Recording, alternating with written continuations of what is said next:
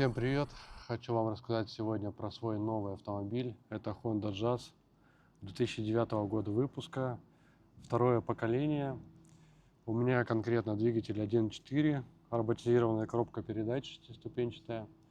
Все двигатели 1.4 ставились с системой VTEC. Также сюда ставился двигатель 1.2 и 1.3. 1.3 там, я так понимаю, тоже было две модификации с системой VTEC и без системы VTEC. Давайте посмотрим, что у нас находится под капотом.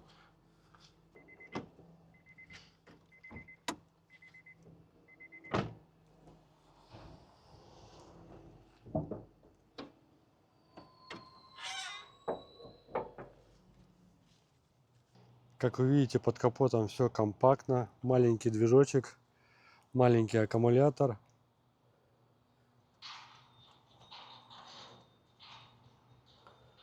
Накатал уже, как я говорил, 5000 километров. Еще не менял я масло в двигателе.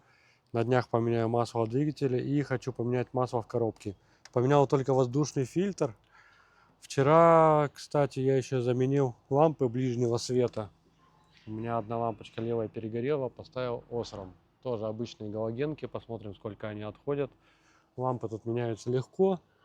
Вот тут вот резиночка, ее снимаешь, и там такая защелочка, наподобие, по-моему, на Дастере то же самое крепление, не знаю, как называется, скобы такие. В общем, заменил я лампы, скоро будем менять масло. Так, вот, видите, да, VTEC написано. Оказывается, она не у всех, эта система есть, Honda.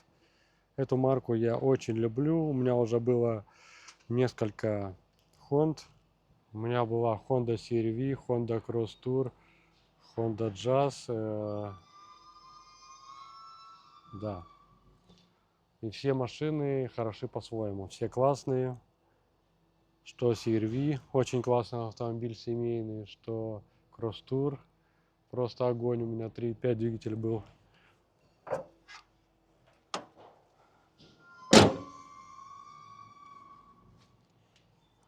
Автомобиль компактный. И при этом в салоне достаточно много места. Он не ощущается, что это маленький автомобиль. Вполне себе комфортно себя чувствуешь в этом автомобиле. Колеса стандартные стоят, стандартный размер. Сколько у нас тут? 75. 100, размер 175, 65, 15. Также зимнюю резину мне отдали с этим автомобилем, но не знаю, насколько это актуально в Калининграде. Друзья, что я успел сделать в этом автомобиле по обслуживанию, так это разобраться с тормозами. Я проточил передние тормозные диски, заменил колодки тормозные передние, задние тормозные колодки поставил новые. И задние тормозные диски тоже у меня новые. Эффект я почувствовал сразу, не пожалел, конечно, что это сделал, потому что тормоза тут были, мягко говоря, не очень. Больше ничего я пока что еще сделать не успел, но покататься уже как бы успел неплохо на нем. Давайте сядем в салон.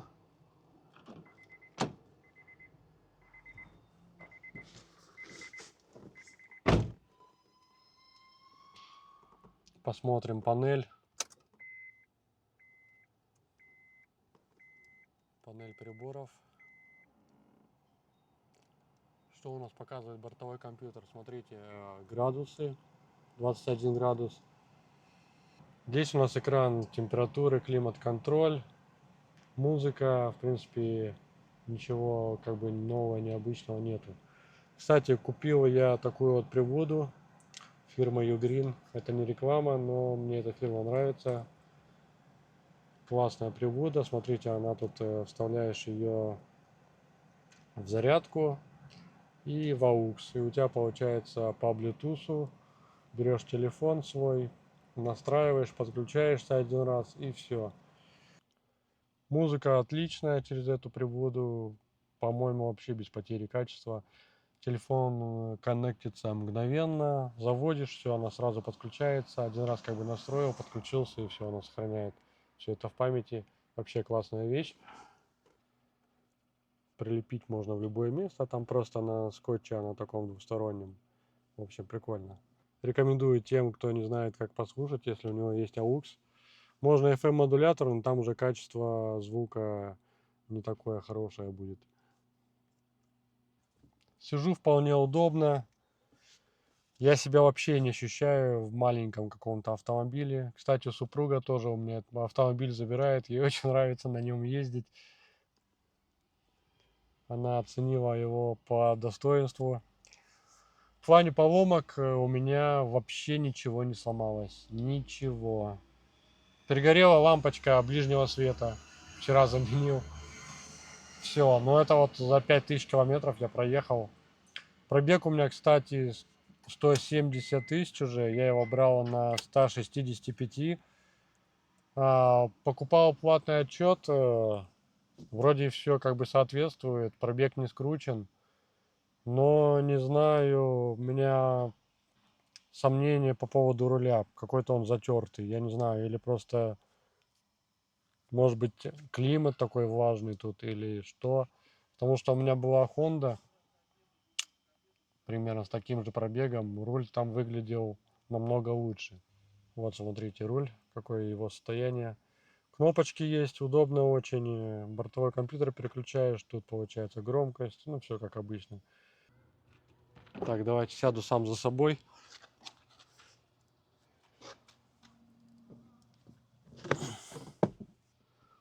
Сижу удобно. Смотрите, у меня даже вот колени, еще тут запас даже есть небольшой, не знаю, сантиметров 5 точно. По высоте тоже над головой у меня нормально, в принципе. Смотрите, такая особенность, у меня такие тут крутилочки. Весла стоят сзади. Ну, такая комплектация простая. Не знаю даже, какая у меня комплектация, как называется. Самая простая или есть еще проще. В общем, сзади у меня весла. Места сзади хватает вполне отлично.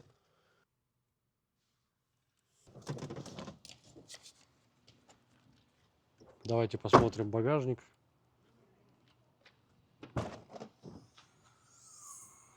Багажник здесь небольшой. Так, эти штуки я отлепил.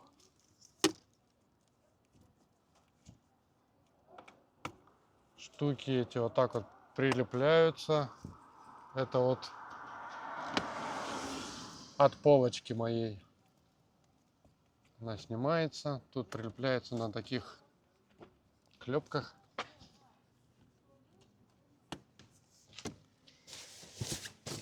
В багажнике небольшой бардак у меня, извиняюсь. Сабборд недавно приобрел. Очень на нем я кайфую, катаюсь в свое удовольствие. Это палаточка. В общем, места хватает, в принципе, сабборд помещается.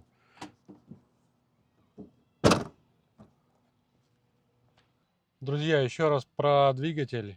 95 лошадей, 127 ньютонов у этого двигателя вполне хватает.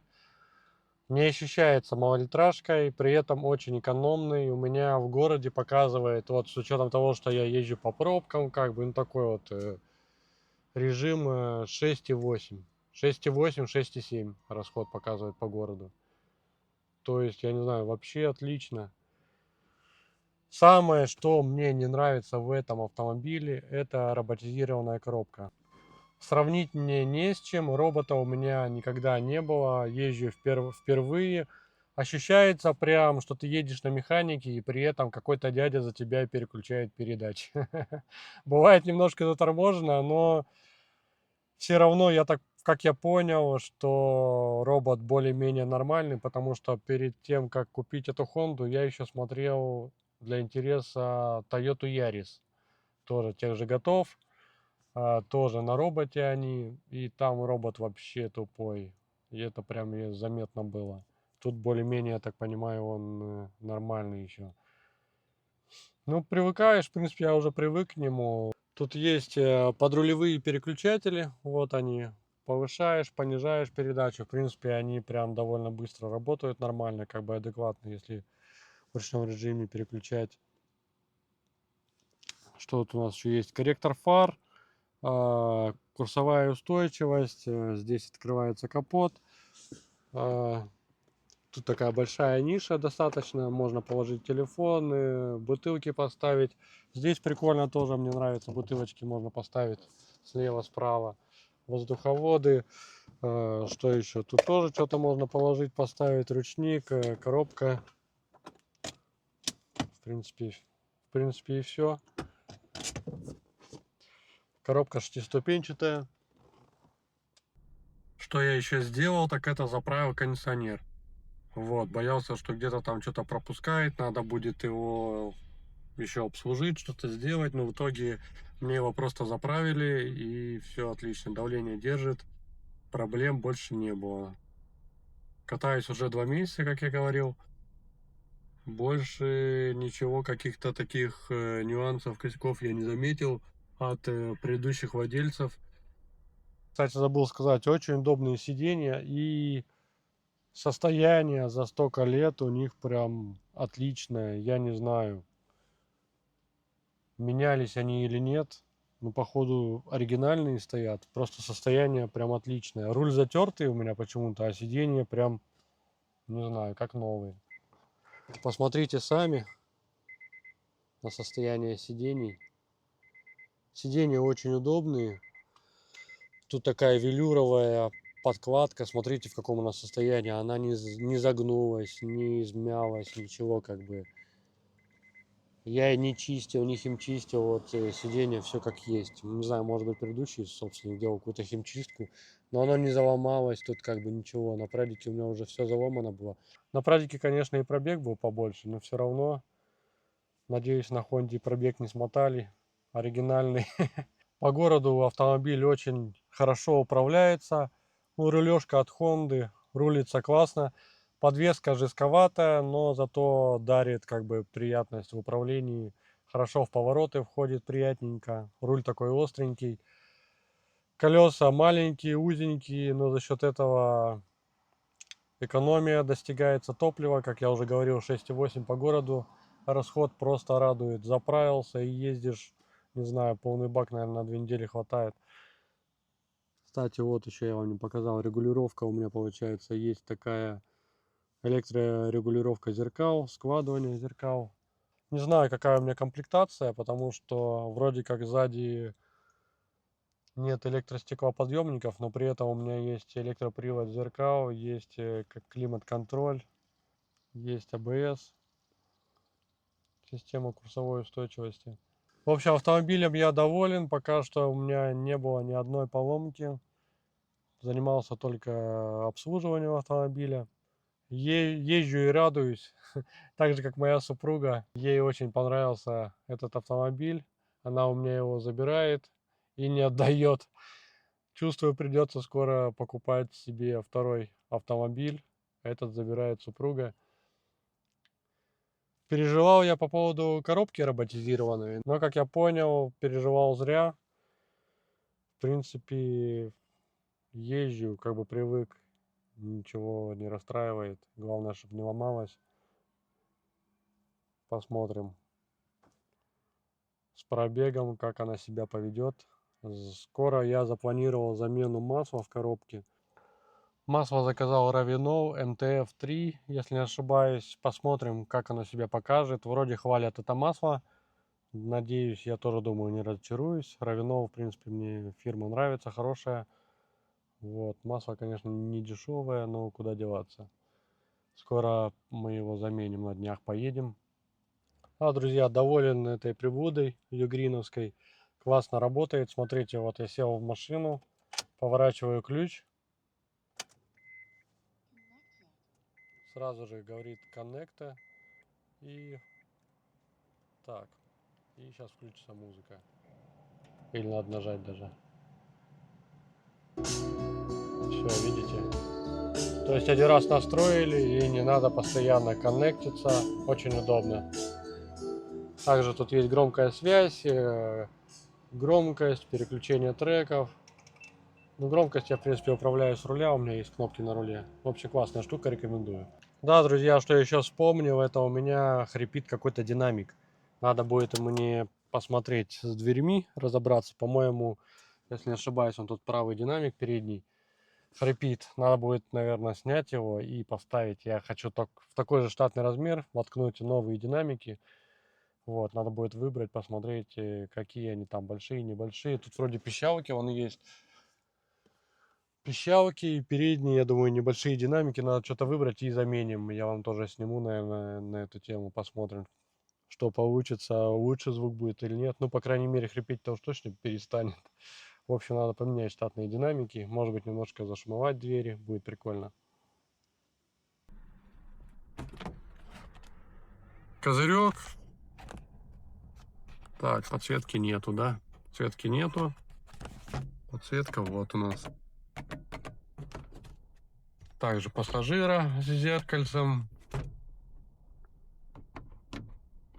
Центральный. В принципе, все. Очень удобно. Удобно в этой машине сидеть.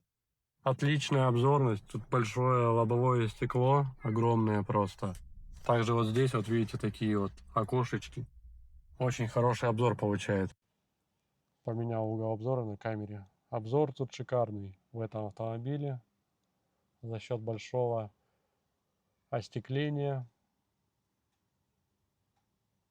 Никаких проблем не испытываешь с парковками.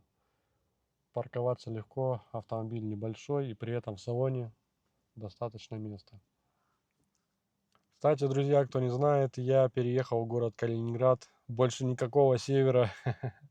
Устал я от этого севера. Всю жизнь, можно сказать, прожил на севере. Теперь я живу в городе Калининграде. Посмотрите.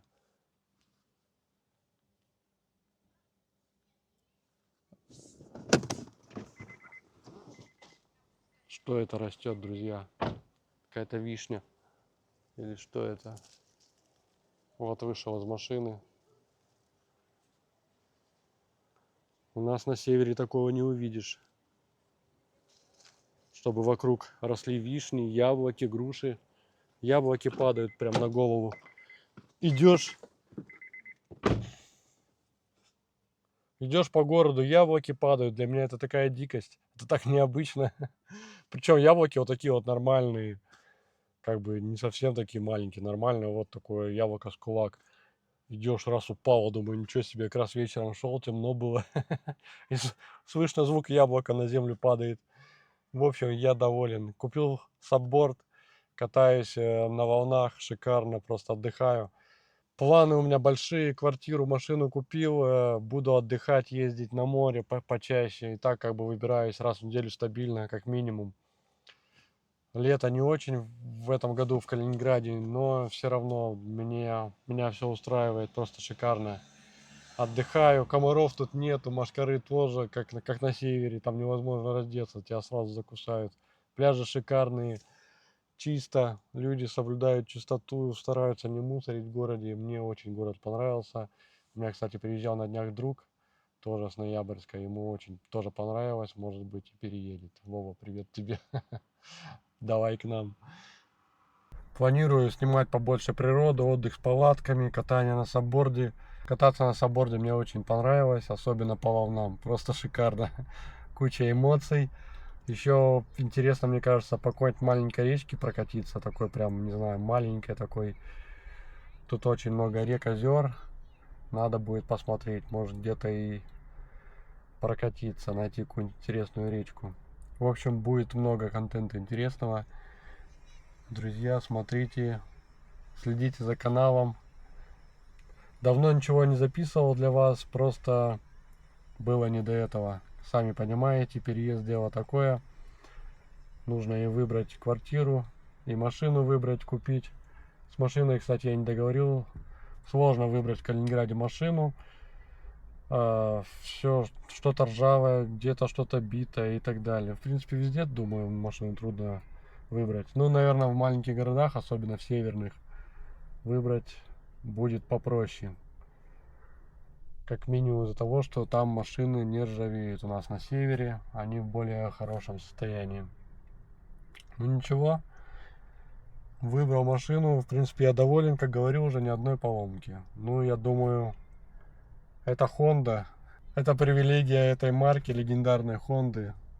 Honda надежная, дарит эмоции. Очень нравится в Калининграде, друзья. Какая красота, я имею в виду, какая красота в плане природы тут, конечно. Не понимаю тех, кто жалуется на погоду, на климат в Калининграде, а тут таких много.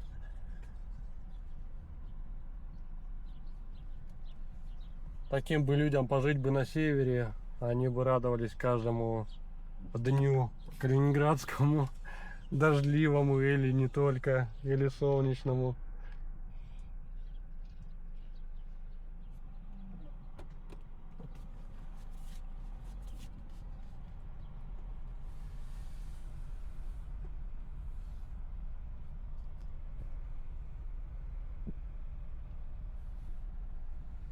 Посмотрите, какие цветочки. На каждом шагу вот такое вот можно увидеть в Калининграде. Это мы еще за городом, можно сказать.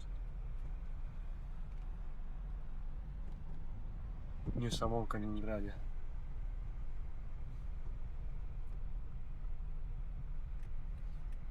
Так, надо водички залить в машину. Закончилась водичка.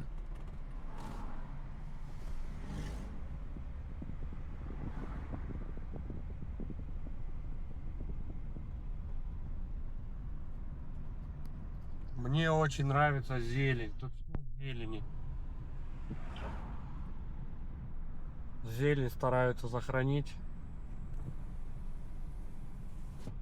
Даже если строят новый дом, например, и там стоит дерево такое большое. Вот много раз такое встречал. Пешеходная дорожка идет, и прям посередине пешеходной дорожки здоровенное дерево какое-нибудь растет. То есть стараются зелень вообще по минимуму вырубать, чтобы все было зеленое, чтобы все было красивое. В общем, здорово, мне очень нравится в Калининграде, Калининградской области.